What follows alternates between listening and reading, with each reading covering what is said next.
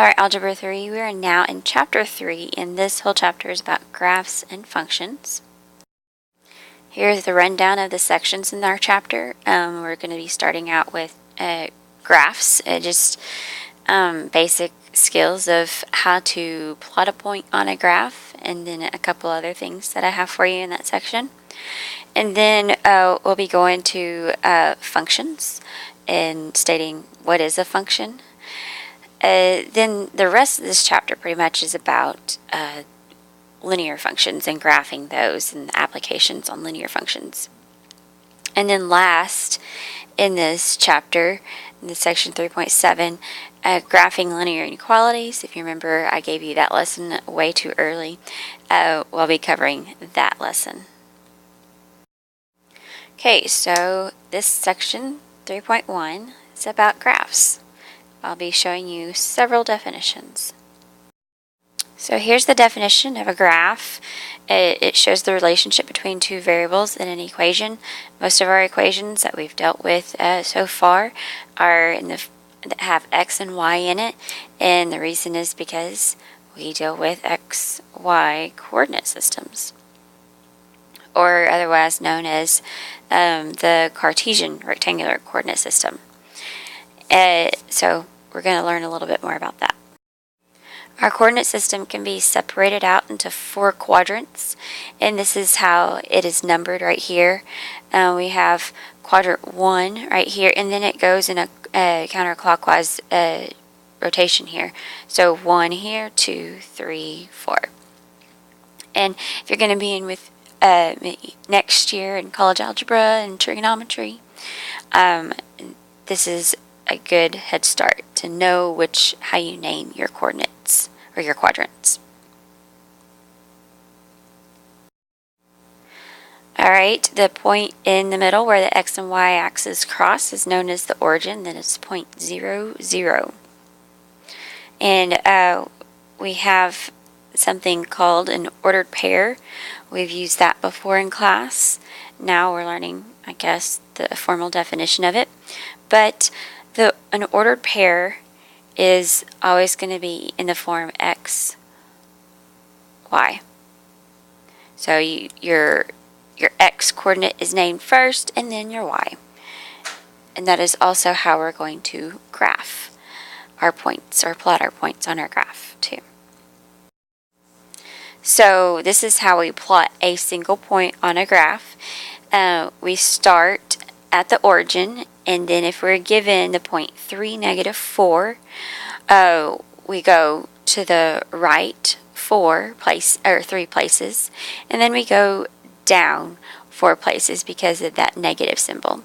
So if we had negative 3, 4, we would go to the left 3, and then up 4 for a positive value of 4.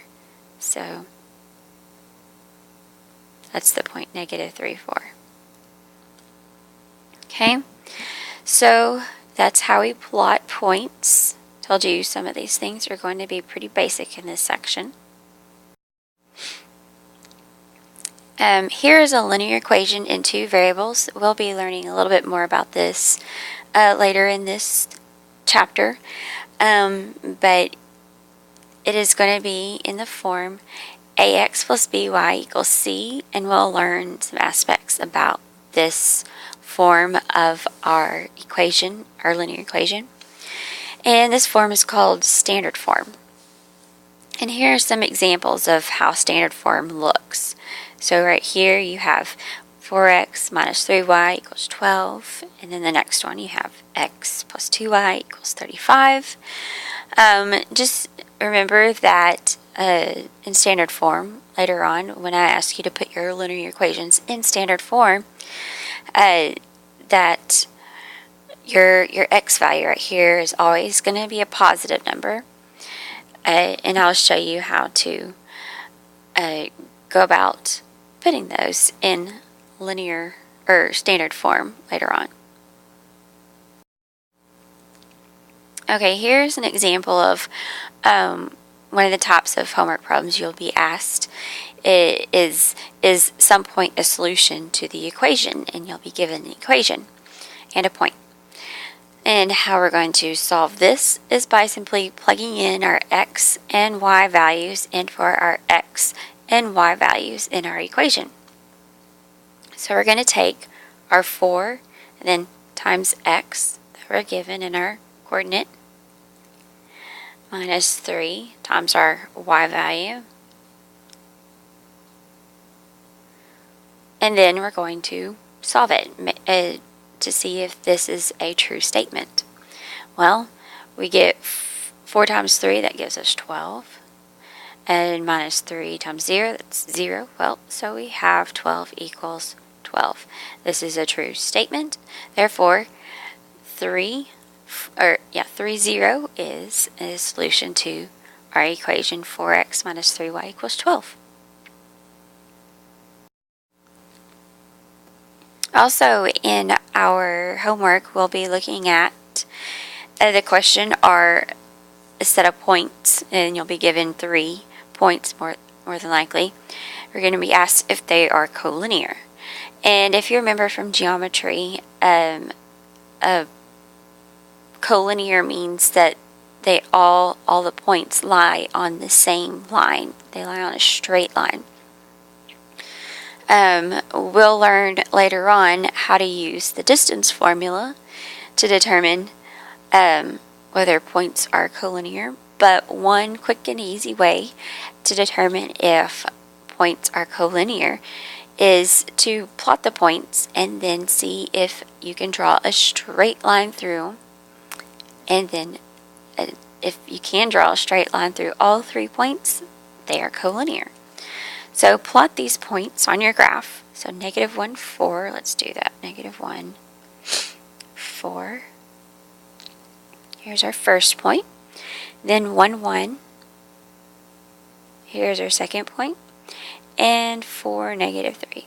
4, -3. Once we graph the points, we're going to use our straight edge to graph or to find out if they are collinear and draw a straight line, or as straight as I can get it on my tablet here, through all 3 points to see if they are collinear. And these points are collinear. So there we have it. That is what section 1 is all about, and I will see you in class. Goodbye, everybody.